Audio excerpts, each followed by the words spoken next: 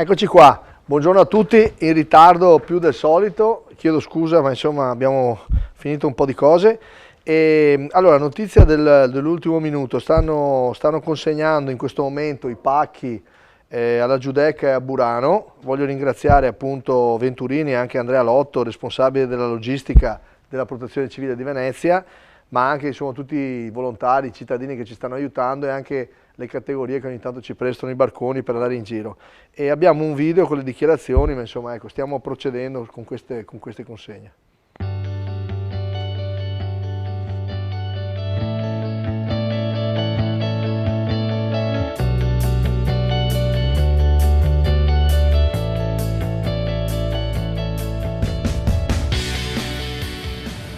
Abbiamo concluso il giro di questa mattina a Burano, un'isola che come tante altre soffre la crisi economica, gli effetti della crisi economica che sono esistenti oggi e che sempre di più aumenteranno anche nelle prossime settimane, e la distribuzione di pacchi alimentari destinati alle famiglie bisognose che va di pari passo alla consegna dei buoni spesa da parte dell'amministrazione comunale. Questo è un lavoro che continuerà anche nelle prossime settimane, perché temiamo purtroppo che le povertà e le nuove povertà non finiranno certo con ripartire il 4 maggio, ma continueranno purtroppo a lungo e ci accompagneranno per i prossimi mesi, e il Comune deve essere pronto a fare la sua parte.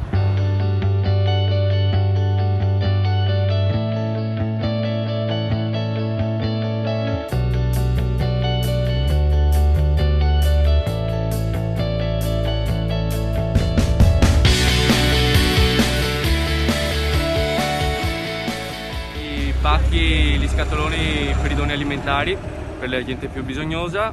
Oggi ne consegneremo 2 bancali da 25 scatoloni l'uno alla Giudecca e in altri 2 bancali a Burano. In questi giorni ne abbiamo consegnati l'altro ieri altri 14 in giro per Venezia, ed è un impegno che comunque è costante, oltre al giro delle spese che facciamo con altre squadre per tutto il territorio lagunare e della città metropolitana.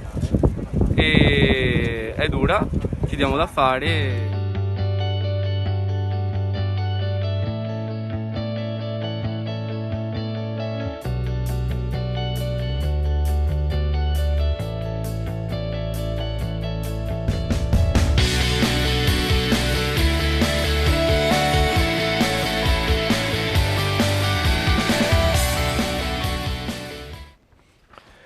Grazie ancora ad Andrea Lotto, il responsabile nostro della logistica della Protezione Civile di Venezia, e per tutti i volontari che insomma con passione continuano a svolgere il loro dovere.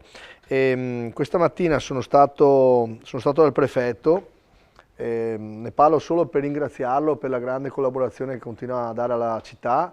I momenti sono terribili, nel senso che dobbiamo anche interpretare norme, e per cui insomma un dialogo costante e proficuo. Insomma, nei prossimi giorni credo che riusciremo poi a avere dei chiarimenti anche, però voglio ringraziarlo di cuore per il coordinamento che fa. Devo anche dire che ho parlato col capo della procura, il dottor Kerchi, che ringrazio moltissimo per la grande collaborazione, la grande compostezza, e tutti i giudici del tribunale, insomma, perché realmente mi assistono, mi aiutano. Insomma, voglio comunicare ai cittadini che abbiamo comunque un'attenzione particolare in questa città, e per cui li ringrazio veramente tutti di cuore per il loro lavoro. Poi allora, c'è la scheda della polizia locale. Ieri abbiamo controllato 182 persone, siamo arrivati a controllare 8.983 giustificazioni, motivazioni. Abbiamo trovato soltanto ieri 9 persone che sono state purtroppo sanzionate, 449 totali, di cui 60 denunciate dall'inizio dell'epidemia.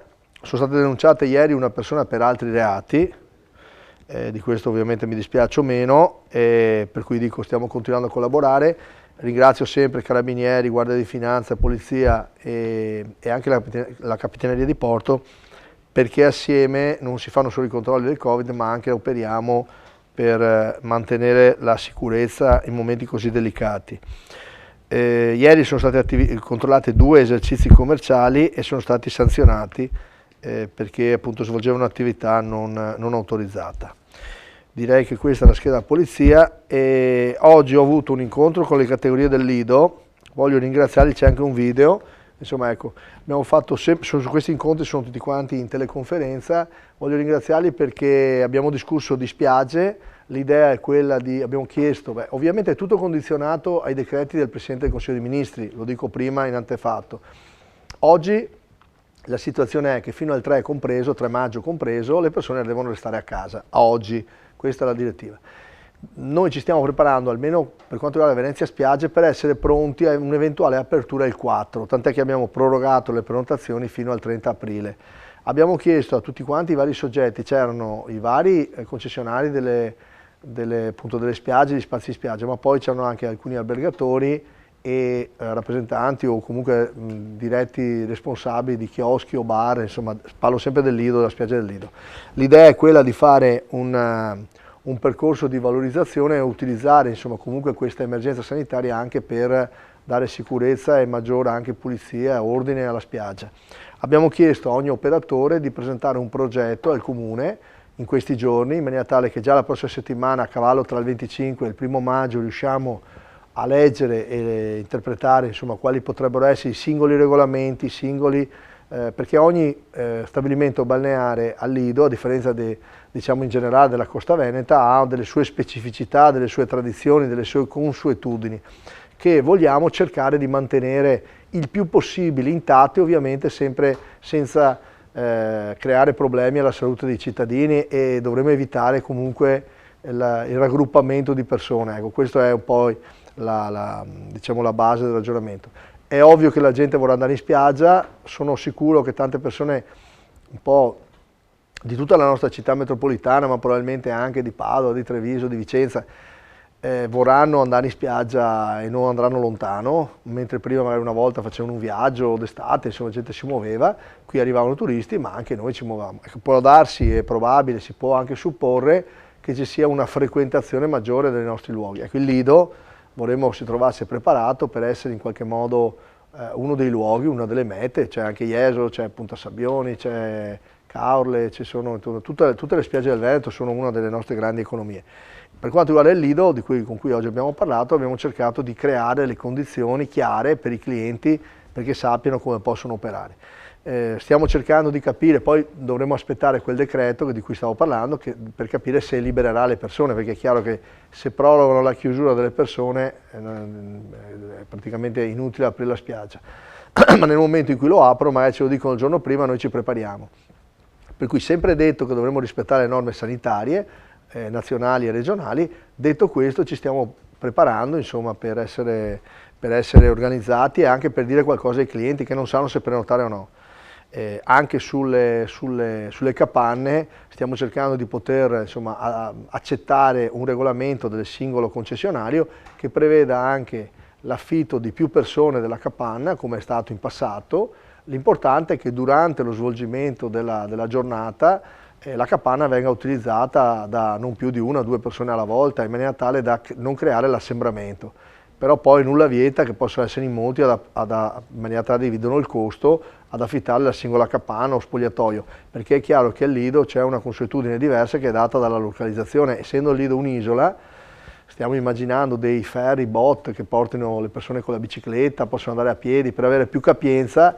Adesso vedremo se magari fare un'ordinanza o un regolamento interno dove magari diamo la possibilità alle residenti del Lido, agli aventi diritto, cioè lavoratori ovviamente che si devono muovere, e agli ospiti degli alberghi, cioè che hanno la prenotazione alberghiera, di arrivare con la macchina. Poi per il resto invece impedire l'arrivo al Lido con le macchine e favorire appunto le persone che possono arrivare a piedi o con la bicicletta, soprattutto la bicicletta, e anche questo per dare la possibilità di avere un numero maggiore di persone da trasportare dentro il ferry bot, perché col droplet, cioè la distanza tra persone, per adesso è ancora in vigore, è probabile che verrà anche prorogata. Io spero che lo vogliano rapidamente in qualche modo limitare nei mezzi pubblici, perché la capienza ovviamente del mezzo riduce moltissimo la portata delle persone, per cui il rischio appunto è quello. E allora probabilmente stiamo organizzando con la CTV delle linee anche per quello che è possibile sabato e domenica, o delle linee particolari anche dal centro storico al Lido direttamente, per agevolare la fruibilità di una spiaggia, visto che la gente è chiusa da 2 mesi. Stiamo facendo di tutto, tutti insieme, non facciamo annunci, zero polemiche, cerchiamo di lavorare perché le persone possano godersi un bagno in spiaggia, insomma, al Lido o nelle altre spiagge del Veneto. Va bene, per cui non so se il video ve l'abbiamo fatto così andare, giusto Paolo? Sì. E adesso avremo un video, abbiamo un video del Presidente del Consiglio Conte al Parlamento oggi, ieri, ho detto di ieri, e ci sono alcuni passaggi, abbiamo un video e dopo magari commentiamo 2 o 3 cose. Prego. Si prospetta adesso davanti a noi una fase molto complessa. Dobbiamo procedere a un allentamento del regime attuale delle restrizioni che riguardano le attività produttive e commerciali. Dobbiamo fare il possibile, evidentemente, per preservare l'integrità, l'efficienza del nostro tessuto produttivo. I motori del Paese devono riavviarsi, ma questo riavvio deve avvenire sulla base di un piano ben strutturato, articolato, che comporti una revisione dei modelli organizzativi di lavoro, delle modalità del trasporto pubblico ma anche privato, di tutte le attività connesse. Anche per le misure di distanziamento sociale ci saranno alcune modifiche. Stiamo elaborando un programma di progressive aperture che sia omogeneo su base nazionale e che ci consenta di riaprire buona parte delle attività produttive e anche commerciali, tenendo però sotto controllo la curva del contagio. Ovviamente per poter riprendere in sicurezza le attività economiche dovrà essere garantito il rispetto dei protocolli, a partire da quello firmato il 14 marzo scorso con i sindacati e le categorie produttive e successivamente aggiornato. Una volta completato questo programma lo discuteremo con tutti i soggetti coinvolti, quindi anche enti territoriali, organizzazioni datoriali, sindacati, al fine di acquisire le loro valutazioni, di condividerlo con tutti i soggetti interessati. Insomma, appunto, condividiamo assolutamente la necessità di un piano nazionale, ovviamente anche in tempi molto brevi, e siamo appunto a ringraziare il Presidente del Consiglio di questa disponibilità di parlare anche con i sindaci e con le città. A tal proposito noi abbiamo già inviato 2 documenti, un primo legato specificatamente alla città di Venezia e poi un altro invece firmato a firma, che abbiamo presentato ieri, a firma di tutti i sindaci delle città capoluogo del Veneto, proprio per aderire a questo piano di collaborazione che immaginavamo fosse l'intenzione del governo, e ci auspichiamo quanto prima di poter appunto avere questa interlocuzione. Quali sono i punti salienti e straordinariamente urgenti? Uno è ovviamente un documento che penso arriverà, stiamo aspettandolo, che riguardi gli enti locali, perché non sappiamo dare risposte oggettivamente su tanti temi e i cittadini ovviamente ce le chiedono, e ce lo chiede la logica, insomma, è evidente, perché sono servizi pubblici essenziali, per cui questo è il primo tema. La seconda cosa altrettanto importante è il fare ripartire le filiere produttive e commerciali di attività. Tutte le attività devono ripartire nei modi, nelle forme che la salute e la sicurezza della salute è giusto che evidentemente venga messa in primo piano, insomma, ma questo lo diamo per scontato. Ogni attività non riaprirà nel modo uguale a prima, però è altrettanto vero che è necessario che si possa immediatamente ripartire o avere un piano, comunque anche dei tempi. La stessa cosa vale per le persone, a maggior ragione le persone, per cui ci aspettiamo insomma di avere questa chiarezza, vorremmo averla il prima possibile. Speriamo insomma si possa parlare del 4 maggio, insomma, anche perché abbiamo segni di totale irrequietezza nelle case, lo diciamo con molta pacatezza, con molta serenità. Questo programma non vede ora di finire proprio perché le persone sono libere, qui io mi attenderei insomma il 4 di non vederci più in televisione, ci vediamo di persona. Faremo comunque un appuntamento giornaliero per raccontare le cose, ma magari senza poi farlo trasformare insomma in un periodo poi per certi versi senza senso, insomma, cioè il sindaco può anche utilizzare il suo tempo per riuscire a gestire questi fenomeni di crisi che saranno particolarmente elevati sulla nostra città, soprattutto perché è stata colpita pesantemente. C'è da dire che i settori da noi che hanno assolutamente necessità di sapere, di partire, sono quelli degli artigiani, dei parrucchieri, dei barbieri, degli estetisti, ma tantissime attività, dopo le vedremo anche, a cui nessuno pensa. Tutti dicono ma si vedrà, le discoteche, gli eventi, boh, si vedrà, saranno gli ultimi a partire. Sì, ma ci sono anche lì modi di fare le cose diversi da prima, in sicurezza, ma anche lì hanno bisogno, sono filiere importanti, ci sono dipendenti da assistere che non hanno il lavoro, ecco, per cui adesso parleremo anche di questo. Però ecco, io ringrazio per la disponibilità di fare un piano organizzato, insisto che c'è bisogno di parlare, di avere un'interlocuzione. Devo dire che l'altra sera, l'ho già detto, mi ha chiamato il Ministro dell'Interno Lamorgese, la ringrazio e spero appunto che riusciamo assieme, anche insomma a persone che conoscono anche bene la città, poter spiegare cos'è la tramvata che questa città, soprattutto la città d'Acqua, ha preso, anche perché tanti non conoscono e non sanno nei decreti contemplare le necessità specifiche. Lo stiamo dicendo ovviamente nelle sedi opportune, ma lo racconto ai cittadini per dire che siamo assolutamente consapevoli di questa situazione. E qui non a caso abbiamo due mail, una la racconto perché sono temi veri. Questa è una mail che hanno firmato delle due lavoratrici che sono due dipendenti stagionali del settore commercio. Le dipendenti stagionali in generale non sono stati contemplati, in questo caso non è stato contemplato, è come ieri che abbiamo detto la mail, il grido d'allarme dei lavoratori stagionali aeroportuali di Venezia e Treviso. Ne abbiamo già parlato, oggi ci sono questi signori, queste ragazze che ci dicono guardate che da quello che abbiamo appreso noi non abbiamo diritto al bonus di 600 euro per il mese di marzo, in quanto, e torniamo, il codice Ateco non rientra tra quelli previsti dal decreto del Presidente del Consiglio dei Ministri.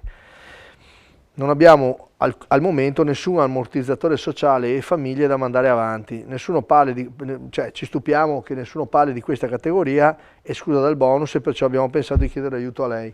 Ma avete totalmente ragione, è quello che io ho insistito, abbiamo già messo in evidenza totale, insisto, la protezione dei lavoratori che non hanno le casse integrazioni o le casse in deroga e non solo possono essere, oltre che loro care sono state anche escluse perfino dal mese di marzo, ma qui la cassa in deroga va finanziata, oltre che inserirle, e penso che lo faranno nel prossimo decreto, mi auguro, noi comunque questo vostro codice Ateco, questa vostra problematica, assieme anche a quelli stagionali di ieri, ma anche ad altri, le abbiamo aggiunte nel documento economico che stiamo presentando al governo, firma nostra, cioè Comune, Città Metropolitana e di tutte le categorie. Dicevo, e anche spero i sindacati, adesso stiamo facendo girare il documento, vediamo se presenteremo comunque, ma insomma speriamo che abbia la più larga condivisione, proprio per sottolineare una serie di aspetti tecnici, proprio tecnici, che pensiamo per dimenticanza, per non capacità, non lo so, perché non sanno la realtà magari specifica, non se ne sono resi conto, allora potrebbero essere racchiusi nella circolare famosa dell'INPS di cui dicevo, e per cui questa cosa avrebbe immediatamente un effetto almeno lenitivo di questi problemi, perché comunque con 600 euro uno non risolve i problemi, ma sapere neanche di essere stato considerato, considerate che gente che ha sempre lavorato, che era pronta a cominciare a lavorare e che magari proprio non verrà chiamata nei prossimi mesi, perché assolutamente va prevista. Noi abbiamo chiesto una cassa in deroga, una cassa integrazione per questo tipo di persone che sono collegate direttamente alla filiera turistica. Non parliamo di crisi aziendali, di altri motivi, qua parliamo di gente che non può lavorare perché non ci sono i turisti, non è colpa loro, non è colpa di nessuno,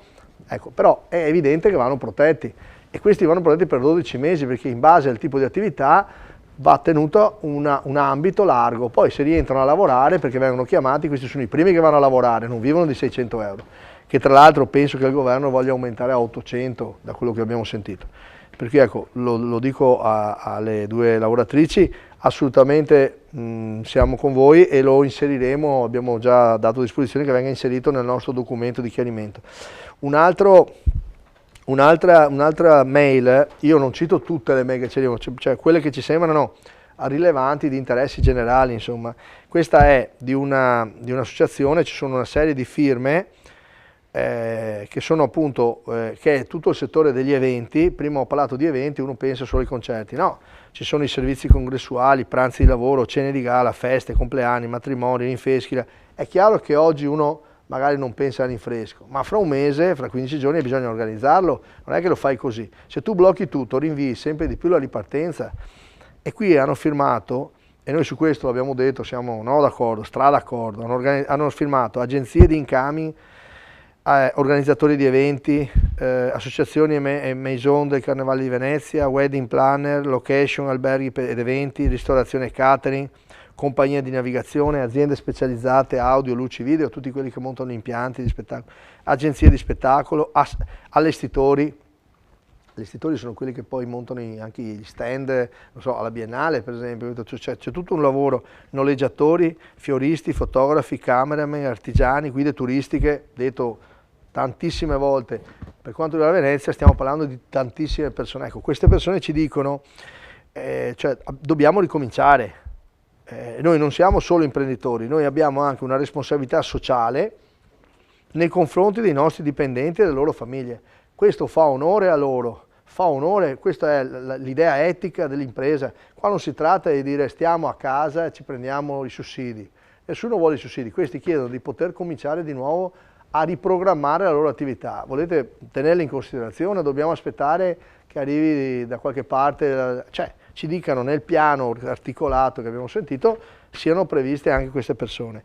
Ovviamente questi vogliono vivere del loro lavoro, chiedono 5 cose che le leggo rapidamente, ma di cui io sono assolutamente concorde perché è in linea con quello che sto chiedendo io. Loro dicono chiediamo 5 azioni essenziali. Il prolungamento, aggiungo io, e il finanziamento della cassa integrazione, perché bisogna, le nostre attività saranno le ultime a ripartire, lo sanno già, ma chiedono di chiarire e di garantire al nostro personale la cassa integrazione, loro dicono per almeno 6 mesi. Io aggiungo che basterebbe, insomma, che si prevedesse almeno 12 perché ci sono delle filiere che forse fra 6 mesi sono ancora in difficoltà, altrimenti saremo costretti a licenziare il nostro personale. La cosa incredibile è che noi rischiamo di vedere questi imprenditori che licenziano personale ultra specializzato, perché gestire, non so, i laser di un evento piuttosto che le luci o le cose, sono lavori che si imparano in una vita intera, non c'è una scuola, per cui non si possono perdere queste professionalità. Ho fatto un esempio, ma anche chi monta i palchi, che studia le cose. E poi quando li hai licenziati, questi devi anche dopo trovarteli a pagarli, a dargli assistenza, magari fanno anche il reddito di cittadinanza. Questa è gente che preferisce essere in cassa integrazione e essere pronta a partire appena ci danno il via. Questo è fare impresa in maniera onesta e seria. Poi chiedono sgravi fiscali per gli affitti anche per i mesi futuri. Cioè, è il minimo, hanno dato uno sgravio fiscale per le 9 settimane, poi sono state prorogate a 13. Ma qui gli sgravi fiscali vanno dati appunto per il periodo che, per quanto riguarda la filiera turistica, questa è la cosa, la filiera riprenda, perché riprenderà per ovvietà di cose qui a Venezia, nelle nostre città, nei nostri luoghi, ma dobbiamo assisterli, noi dobbiamo trovarci un'attività viva e non perdere quei volumi, perché poi domani quelle persone che vengono, dico a Venezia, ma insisto, parliamo di tutta la nostra città metropolitana, il nostro Veneto, ci chiedono qualità incredibilmente alta. Non è che tu licenzi la gente, vanno a fare un altro mestiere e poi tu dai la stessa qualità fra un anno. Dobbiamo avere il coraggio di tenere in piedi le aziende e su questo io faccio un grande in bocca al lupo e un grande augurio ai miei colleghi imprenditori, perché in questo momento stanno passando momenti difficilissimi, difficilissimi.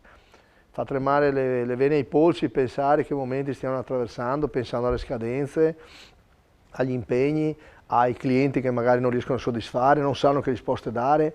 In quel piano io dico, insomma, se anche non volete sentirci, ma facciamo dettagliato, diciamo quando la gente deve poter riprendere l'attività. Io dico subito, io personalmente dico subito, con tutte le limitazioni, con tutte le costrizioni, però tutti devono poter riaprire, ognuno poi avrà magari un tempo di apertura gradato, perché la gente resterà magari in cassa integrazione in parte, a rotazione, poi ognuno troverà le sue soluzioni, ma in maniera, diciamo, più o meno veloce rientra nella normalità produttiva, evidentemente. Ecco perché il governo non finanzierà montagne di soldi, perché poi le aziende ripartendo piano piano ricominciano a chiamare i clienti, ricominciano a fare, si muovono gli aerei, ricomincia a girare la gente, qualcosa viene fatto anche con i locali, perché gli spettacoli non possiamo farli. Li faremo in modo diverso, non ci saranno gli assembramenti tra maggio e giugno, ma poi magari qualcosa in più ci sarà, questa epidemia adesso passerà, insomma in ogni caso ci saranno delle norme, faremo gli spettacoli distanziati, ma balleremo lontani, ma ci divertiamo ancora, insomma dobbiamo farlo. Poi ci chiedono di spostare, dicono sospensione delle tasse amministrative per tutto il 2020, sospensione dei pagamenti rateizzati con l'Agenzia delle Entrate e riscossione fino a fine 2001, per cui insomma scadenze fiscali. Poi parlano di fondi, qua loro dicono abbiamo bisogno di aiuto immediato e qua apriamo una Pandora incredibile, no? Cioè questo vale non solo per loro, vale per tutti. C'è bisogno di liquidità vera, liquidità che non può essere, come posso dire, subordinata a un sacco di pastoie burocratiche. Ecco, su questo noi stiamo pensando che intanto tanto sono prestiti, cioè lo Stato garantisce le banche per il prestito che fa all'impresa, farebbe perché abbiamo visto che non tutti gli istituti sono così rapidi, così veloci. Però è un prestito, cioè, poi le aziende devono restituire. Allora noi abbiamo proposto che sia un prestito almeno per un periodo più lungo, non 5-6 anni, in maniera tale, siccome io mi faccio un debito, pago io, imprenditore, il danno che l'epidemia ha causato. Cioè lo Stato scarica su di me il costo di quello che è successo. Grazie Stato, va bene. Ma almeno fammelo pagare in 30 anni, 20 anni, tanto che la rata che pagherò mi lasci la moratoria di 20 anni, di 2 anni, come avete messo, va bene anche perché così io mi riassesto, perché io fino adesso non produco gettito, ma facendo così salvi le imprese. Salvi le imprese, che sono come le mucche, che cominciano a buttare latte. E se no, se muoiono, poi il gettito chi lo dà? Chi la pagherà sta paghetta che diamo? Cioè, chi le pagherà tutti questi diritti? Chi pagherà tutta questa protezione se le aziende non ripartono, non producono di nuovo gettito? Perché le aziende sono quelle che mandano avanti il paese, piccole e grandi che siano, mandano avanti il paese. Cioè, è interesse dello Stato per questo, di tutti noi è interesse. E vogliono partire in sicurezza dei lavoratori, perché il loro primo obiettivo è che i loro collaboratori, i lavoratori sono una grande famiglia nell'impresa, lavoratori, dirigenti, collaboratori, cioè soci, piccole imprese, poi è tutto insieme. Figuriamoci se... E invece si rischia la guerra dei poveri, perché poi se non c'è lo Stato, evidentemente poi ognuno cerca di arrangiarsi come può, magari commettendo errori, evidentemente. E questa liquidità deve arrivare subito, no con le dichiarazioni, con cose concrete. Poi loro dicono appunto, serve un protocollo che dica, dicono loro, con regole chiare ed efficaci, a tutela della clientela e dei lavoratori, per farci ripartire. Ragazzi, lo sottoscrivo, l'ho anche firmato, non so se vede la firma, ma sono firmato da solo, insomma, dai. Vabbè, e adesso abbiamo, grazie per l'acqua, adesso abbiamo un video sulle pulizie in città che serve per ricordare che il Comune insiste a igienizzare, a lavare, a pulire. Ringraziamo tutti quelli che collaborano e anche i cittadini, insomma, perché credo abbiano capito che siamo tutti sulla stessa barca. Dobbiamo vincere tutti e cercare di non lasciare proprio indietro proprio nessuno. Prego.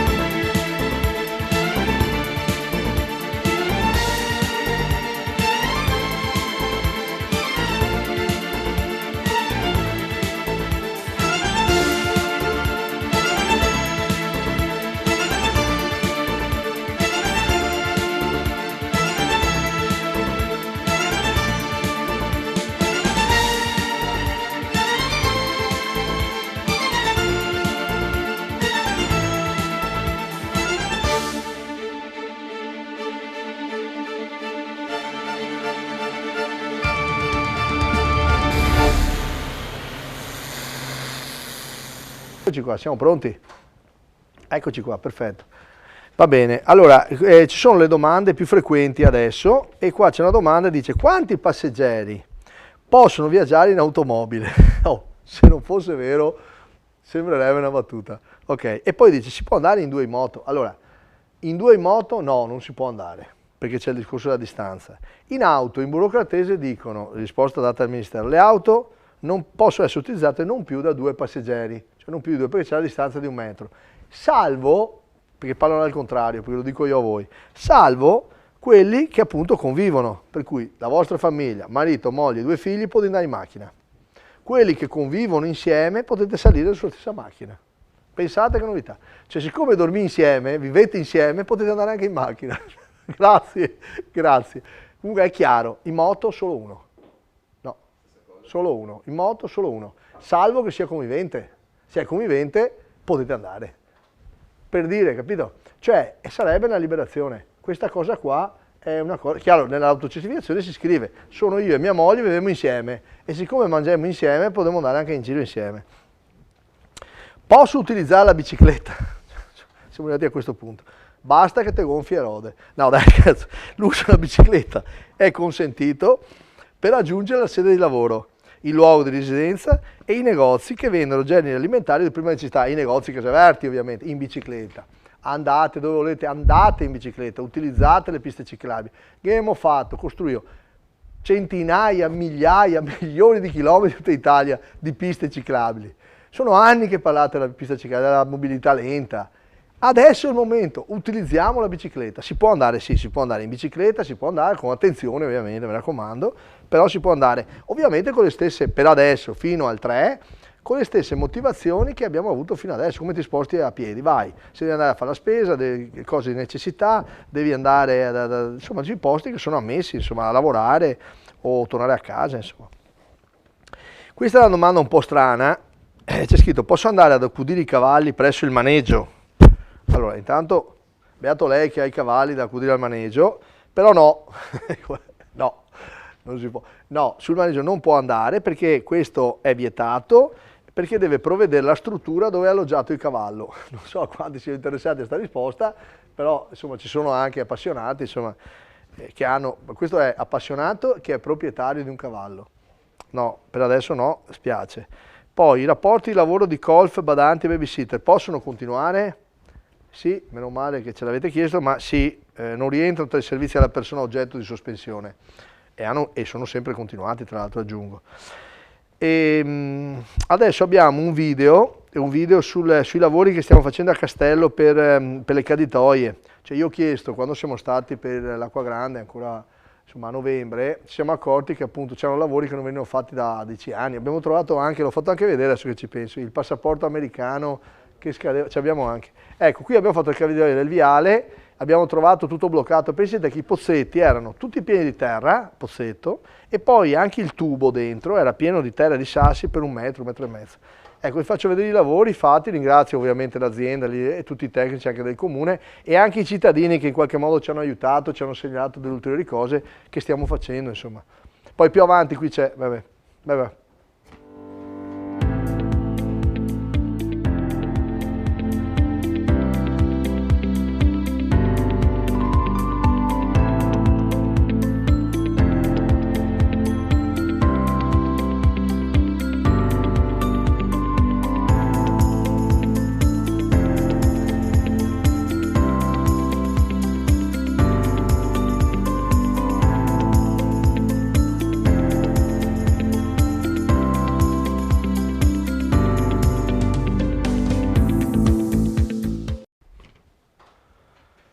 Sì, qui avevo anche chiesto di ripristinassero delle panchine, alcune le abbiamo sistemate, le abbiamo aggiustate, altre, quelle che avete visto che c'erano degli scheletri, le abbiamo riportate in magazzino, le sistemiamo e vogliamo fare che sia bello, insomma, c'erano alcune che erano proprio rovinate e continueremo, sono piccoli lavori, mi rendo conto, però sono tutte cose che poi fanno bello, fanno un po' di decoro, insomma. Tra l'altro là vicino in riva c'è la scultura dedicata alla partigiana che abbiamo ripulito per l'ennesima volta, però l'avevamo sistemata dopo l'Acqua Grande, adesso l'abbiamo ripristinata ancora perché non era ancora messa bene perché vogliamo che sia tutto a posto per il 25 aprile, insomma, anche per un discorso di decoro. Non ci saranno manifestazioni ufficiali in città per diciamo, indicazione del governo, però insomma qualche azione simbolica speriamo di riuscire a farla. Anche perché credo che sia importante ricordare cos'è la libertà e chi l'ha difesa, molto importante, proprio anche di questi tempi. Poi abbiamo un video su Pellestrina, anche qui i lavori che continuano. Noi i lavori li continuiamo perché è importante che non si fermi, anche perché queste attività fanno lavorare le persone, muovono e danno anche una voglia di vivere la città con nuova freschezza, insomma, ecco, dobbiamo riuscire a farcela, stiamo facendo abbastanza complicato evidentemente perché c'è anche tutto un discorso di nuove norme eccetera eccetera, però ringrazio le aziende. Qui stiamo facendo vedere l'asfaltatura che abbiamo fatto sulla strada di Murazzi e adesso stiamo lavorando fino a venerdì qui, poi stiamo facendo anche un ulteriore intervento di asfalto nuovo per andare a sistemare anche dove non era messo bene. Insomma, poi spiegheremo meglio nei dettagli, insomma, comunque andremo avanti altri 10 giorni a sistemare un po' tutte le pavimentazioni. Prego.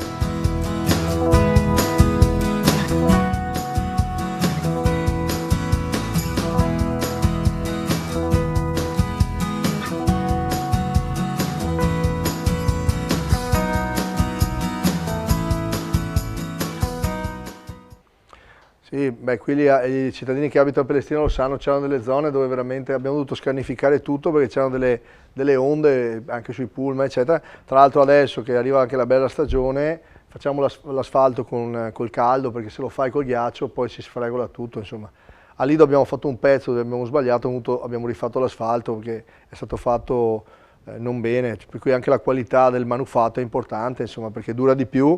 E poi qui ci saranno molte persone magari che in bicicletta transiteranno, ci piacerebbe che vedessero insomma sempre questo atteggiamento, questa cura per luoghi così preziosi, così delicati. Va bene, poi dovremo avere un altro video invece su Mestre dove stiamo lavorando tra via Circonvallazione, in via Circonvallazione che è tra via Piave, qui abbiamo rifatto tutto l'asfalto, tra via Piave e l'incrocio insomma di 4 cantoni. Anche qua adesso nei prossimi giorni andremo a fare le strisce sia verticali che orizzontali. E poi abbiamo anche riasfaltato, qua non si vede, ma insomma riasfaltato da via Carducci alla rotatoria di via Einaudi e abbiamo bonificato appunto i tratti maggiormente ammalorati, cioè dove appunto ci sono le onde, le buchette, le rotture.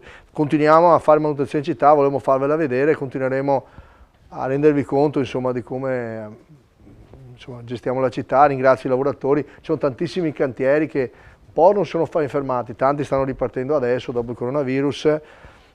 Darsene comprese, anche di questo con le fotografie man mano vi racconteremo, insomma, ecco. Prego.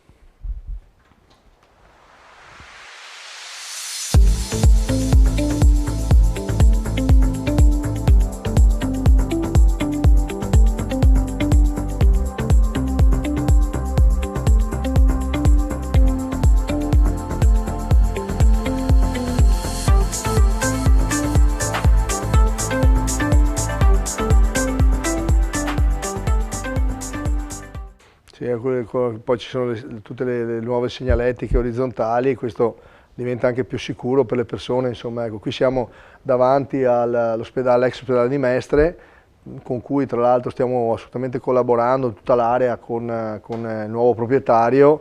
Evidentemente c'è stato qualche momento di rallentamento perché nella progettazione, perché insomma sono fermati anche loro, ma assolutamente in linea con i nostri tempi e con la volontà di andare avanti, insomma, per cui l'amministrazione è soddisfatta che queste persone abbiano comprato, sono dei privati e vogliono far bene, per cui avremo occasione di far vedere il progetto, insomma, appena verrà un po' definito anche nei dettagli. Ok, qui abbiamo adesso un video degli sfalci, siamo ripartiti con gli sfalci, abbiamo aspettato un po' proprio per risparmiare qualche soldino, visto che tutti erano a casa. Adesso siamo ripartiti, in questo momento noi abbiamo dalle 10 alle 12 squadre al giorno, composte ognuna da 2 o 3 operatori. Nel fine settimana poi continueremo con lo sfalcio dei parchi pubblici che attualmente sono chiusi, qui abbiamo un po' cercato di risparmiare per tenere anche più in manutenzione quando poi la gente sarà in giro. Attualmente appunto facciamo queste pulizie in tutte le zone della città, adesso tutto l'elenco, insomma non serve, abbiamo un video, vediamo, poi vedrete anche voi quando uscite di casa, chi va a lavorare, vedete insomma con la cura.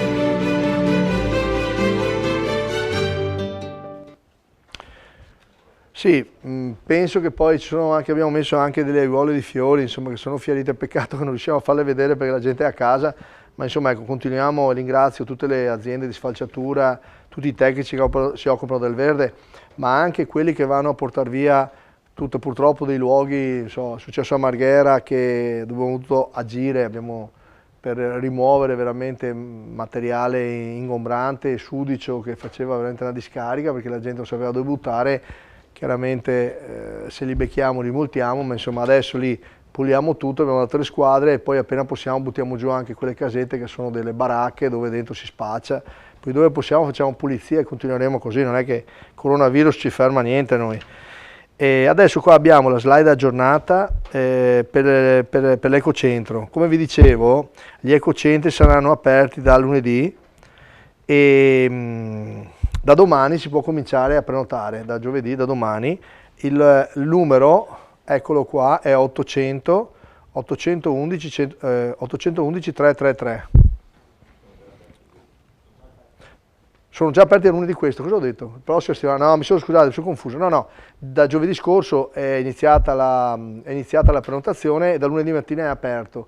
È successo in qualche comune, diciamo nel circondario, nella città metropolitana, che qualcuno si è presentato e non si erano organizzati bene. Noi come Veritas devo dire che non abbiamo avuto nessun problema, addirittura stiamo studiando un piano per aprire un quarto punto, che non so, per adesso è provvisorio, poi non so quanto sarà duraturo, anche a Marghera, nella sede, però non è ancora pronto e per cui vi terremo aggiornati, appena pronto, ho detto così alleggeriamo, perché veramente sono arrivate tante telefonate e bisogna prenotarsi a questo numero, vedete 811 333, per portare appunto tutto quello che insomma si porta a un ecocentro, per cui dalle ramaglie neanche perché sono tanti pezzi invece che non ci sono, che non riescono a essere smaltiti normalmente, lavatrici, pezzi di armadio, oli esausti, esatto, tutte cose. No, invece il verde c'è, il verde, l'erba, ci sono i contenitori apposta. Quando invece uno ha dei pezzi più grandi che non riesce a fare, allora però bisogna chiedere appuntamento, perché con le norme sanitarie noi facciamo entrare, calcoliamo in base a quello che uno dice di dover portare, perché ti fanno una scheda apposta, calcoliamo il tempo di scarico in maniera tale da non creare affollamento. Ormai mi sto mangiando le parole, adesso un fiato di stanchezza, chiedo scusa. Dunque, ecco qua adesso abbiamo solo un'anticipazione, domani leggeremo una lettera che i ragazzi ci stanno mandando, ma io voglio già dirlo, così lo dico 2 volte, voglio fare un plauso ai ragazzi del liceo classico e linguistico Eugenio Montali di San Donà di Piave, che hanno raccolto 3.600 euro, sono tanti perché dei ragazzi che raccolgono soldini, cioè grazie ragazzi, questo è il segnale più bello di essere presenti, e questa mattina hanno donato i soldi alla protezione civile della Regione Veneto. Domani avremo una lettera loro che leggeremo volentieri qui, se magari ci fanno avere una fotografia, non so, della scuola, così per ricordare che i giovani ci sono e sono tra i volontari, sono tra le persone che forse soffrono di più e anche penso che facciano sorridere i nonni, sono l'obiettivo nostro, insomma, ecco. Io sinceramente sarei anche per accelerare un po' la ripartenza di tutto, anche dello sport, anche tutte le attività, insomma, magari sarebbe anche da valutare, ma questo è il governo che deve farlo, perché lasciamo stare cosa penso io, da soldato obbedisco e vediamo cosa dicono, però che facciano in fretta a darci dei tempi, insomma, speriamo che il 4 ci liberino tutti, almeno con tutte le prudenze del caso, speriamo. Dunque, qui c'è il video dei sindaci, Giacomo Gasparotto che è il sindaco di Gruaro, poi c'è Gianluca Falcomere, il sindaco di Cinto Caomaggiore, e Silvia Lasfanti, che è il vice sindaco di San Donà di Piave. Voi sapete che il sindaco ha avuto qualche problema di salute, ma che poi per fortuna è andato tutto bene, per cui lo salutiamo ancora. E partiamo con Giacomo Gasparotto, il sindaco di Gruaro, che saluto. Ciao Giacomo, buon lavoro, prego.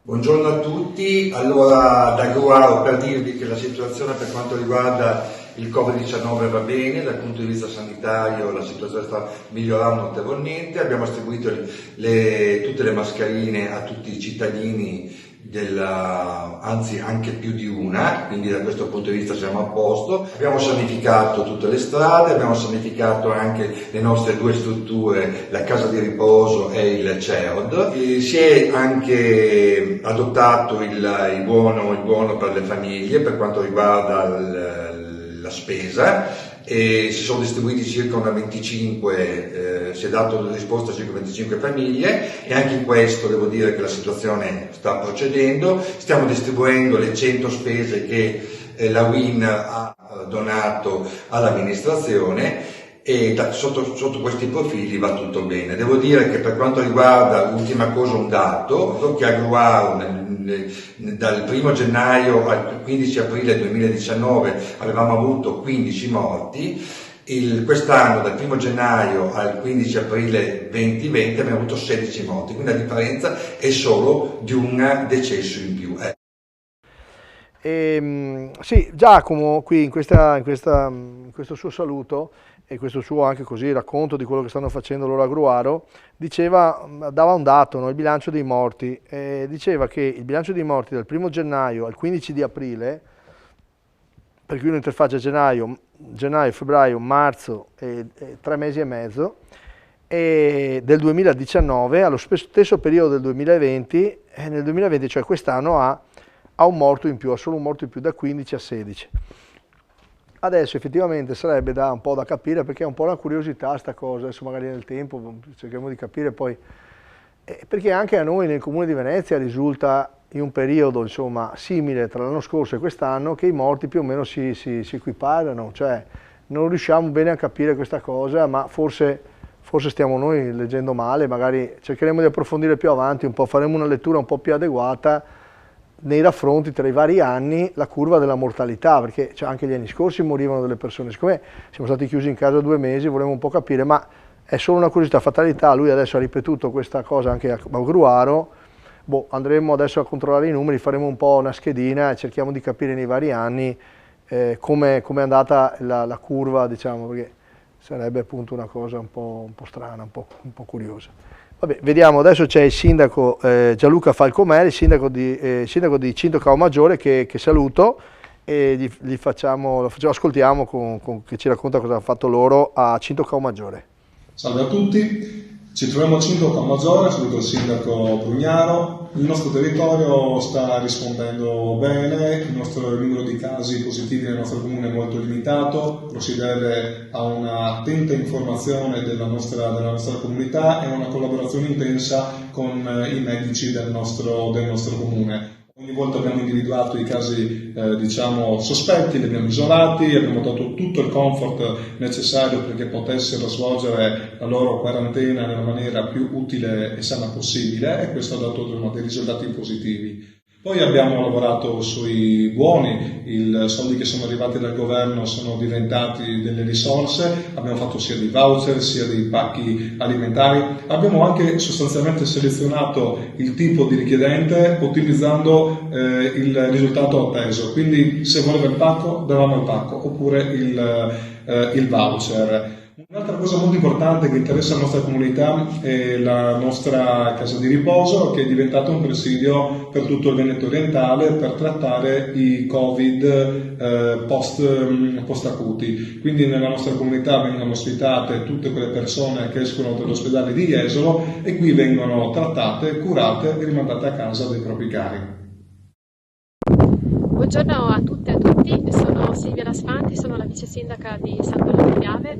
In questo momento sostituisco il sindaco che è in convalescenza per una brutta polmonite, per fortuna è in ripresa e il recupero è secondo la tabella di marcia. Approfitto di questa occasione per raccontarvi quello che stiamo facendo come Comune di San Donato durante questo periodo di emergenza.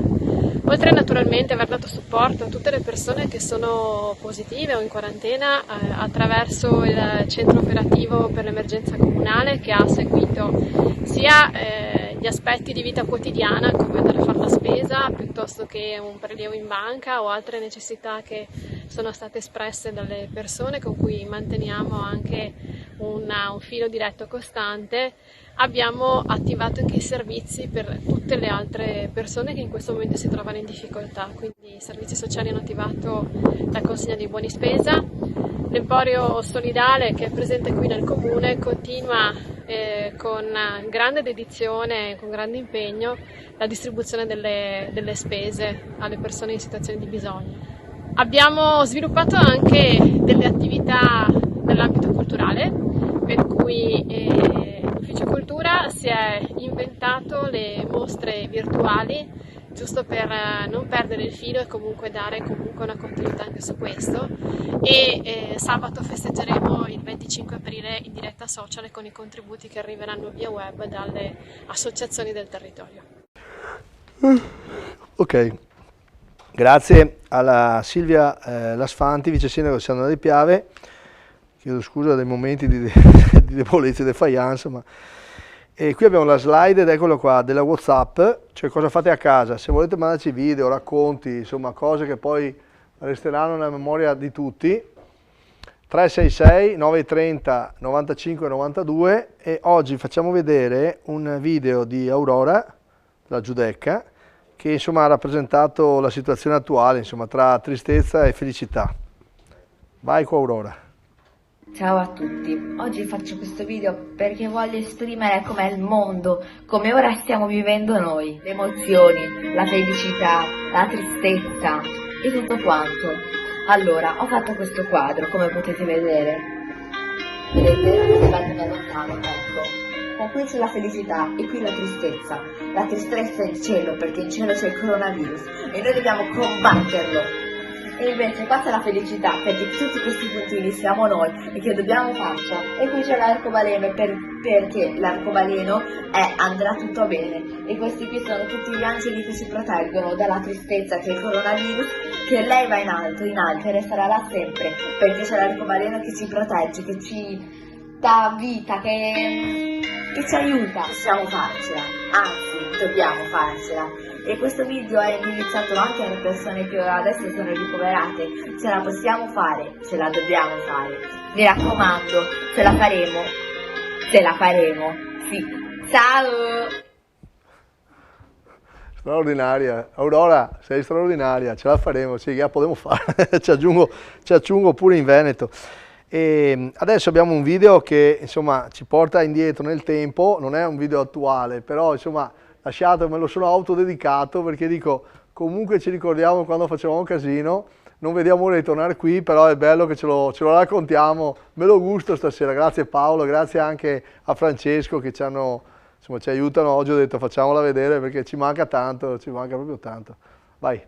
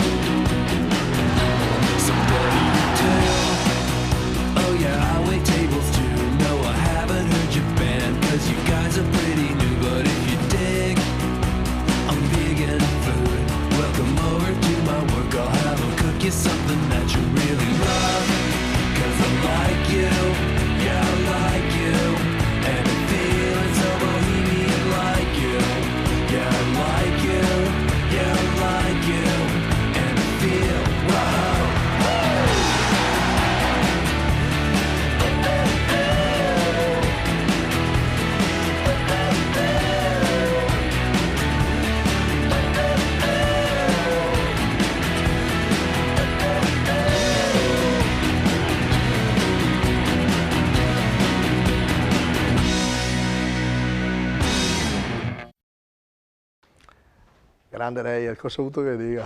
Abbiamo chiesto anche al Calcio Venezia, al Calcio Mestre, insomma alle varie associazioni sportive, anche al moto se volete, mandateci dei video così ci ricordiamo le attività sportive, almeno facciamo un lavoro di revival non così lontano, insomma, che poi ci carica per insomma, adesso i prossimi periodi. E ecco, prima di chiudere vi annuncio che domani avremo ospite graditissimo Roberto Bottan, il presidente della CGA di Mestre, per parlare con lui un po' della situazione degli artigiani, e per cui poi sentiremo domani, insomma. Poi nei prossimi giorni inviteremo altri rappresentanti di categoria. La settimana scorsa è venuto il presidente di Confindustria Vincenzo Marinese, ne chiederemo ad altre persone, ci fa piacere averli, ascoltarli, insomma di chiacchierare con loro un po' così per fare anche compagnia alle famiglie che sono a casa. Grazie veramente ancora, buona salute a tutti, ricordo diretta alle 4 che oggi è partita con 25 minuti di ritardo, tocca pagare il caffè a tutta la città, vabbè, prossima partita facciamo un festone e facciamo la diretta alle 4. La replica alle 4 su Televenezia e anche su Facebook, Instagram e queste cose qua, che lì potete vedere le registrazioni. Le dirette sono su Teleradio Venezia alle 4, alle 16, poi alle 8 e alle 11:30 di sera e poi alle 8 della mattina. Questo per insomma così accompagnare le persone che sono a casa, insomma con un saluto e con insomma un grande in bocca al lupo, come diceva Aurora. Che faremo? Ce la dobbiamo fare e che faremo. Ciao, buona salute a tutti, buona serata.